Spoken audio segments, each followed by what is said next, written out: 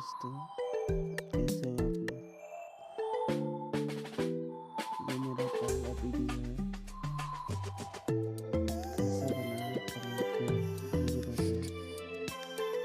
आज हम आपको पंच करना बताएंगे कि कैसे पंच किया जाता है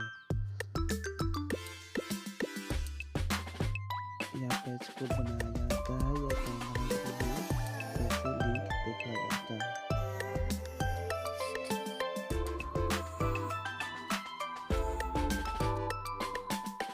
पंच का सही कलर है हल्का ऑरेंज, हल्का ग्रीन, ब्लू, हल्का ब्लू, फिर हल्का ब्लू, फिर ग्रीन, फिर हल्का चॉकलेटी, फिर चॉकलेटी।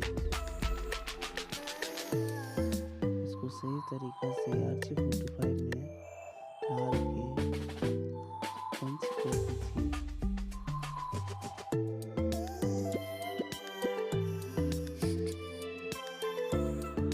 अगर आपको कलर याद नहीं रहता तो आप दोनों साइड एक ही कलर का पंच करें,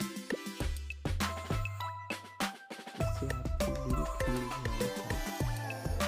या फिर आप यूज़ कंप्यूटर में करें इंटरनेट के लिए या फिर कैमरा